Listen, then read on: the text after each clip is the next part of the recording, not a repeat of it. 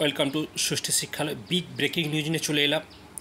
আর নয়, রুদ্ধদ্বারে অন্ধকারে তদন্ত, বিচারপতির বিচার হবে জনতার আদালতে।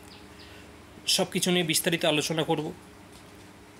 তার আগে যারা আমাদের চ্যানেল নতুন, চ্যানেলটা অবশ্যই সাবস্ক্রাইব করে দিন, আর পাশে থাকা বেল আইকনে প্রেস করুন। ভিডিওটি বন্ধু বান্ধবদের মধ্যে শেয়ার করে দিন। একটি বিশেষ প্রতিবেদন কি বলা রয়েছে দেখে নিন। ভালোই সিদ্ধান্ত নিয়েছেন ভারতের প্রধান বিচারপতি সঞ্জীব খান্না। দিল্লি হাইকোর্টের বিচারপতি যশবন্ত বর্মার উপর চলা তদন্ত কমিটির সমস্ত এফিডেভিটকে পাবলিক অ্যাসেসের জন্য উন্মুক্ত করে দেওয়া হলো। প্রধান বিচারপতির দপ্তর থেকে শুরু করে দিল্লি পুলিশ কমিশনার, সংশ্লিষ্ট হাইকোর্ট তদন্তকারী অফিসার, কালেক্টেড এভিডেন্স, ছবি, ভিডিও, নথি, রিপোর্ট, সমস্ত কাগজপত্র, প্রতিদিন বিভিন্ন দপ্তরের মধ্যে কী লিখিত চিঠি চালাচালি হচ্ছে, কে কী রেসপন্স দিচ্ছে, সমস্ত আপডেট স্ক্যান করে আপলোড করা হবে সুপ্রিম কোর্টের অফিসিয়াল ওয়েবসাইটে। সকল ভারতীয় নাগরিক অবাধে অ্যাক্সেস পাবেন সেই সকল আপডেটেড ডকুমেন্টসে। আজ ইতিমধ্যে একাধিক ভিজুয়াল এভিডেন্স রিপোর্টসও পাবলিক করে দেওয়া হয়েছে।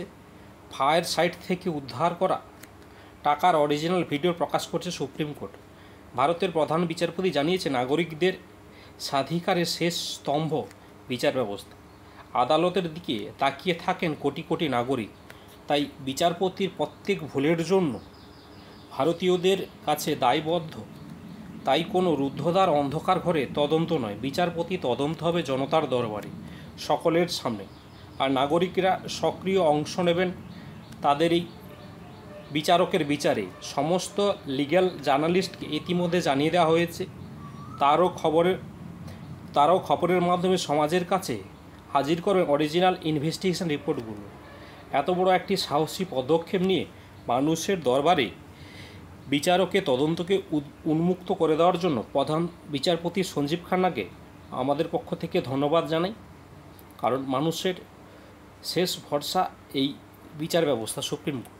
কোথাও কিছু গণ্ডগোল বিবাদ হলে সবার মুখে একটাই কথা, কোর্টে দেখে নেওয়া হবে।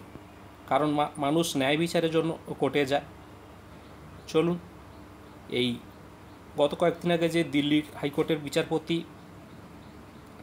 বাসভবন থেকে কোটি কোটি এই পোড়া নোট উদ্ধার হয়েছিল, তার নিয়ে এই সিদ্ধান্ত। আর এর তদন্তে অগ্রগতি বা এর কী রায় আসে তা সবাই জানতে পারবেন। তার জন্য আমাদের চ্যানেলটিতে অবশ্যই যুক্ত থাকতে হবে। আর ভিডিওটি ভালো লাগলে বন্ধুবান্ধবদের অবশ্যই শেয়ার করে দেবেন।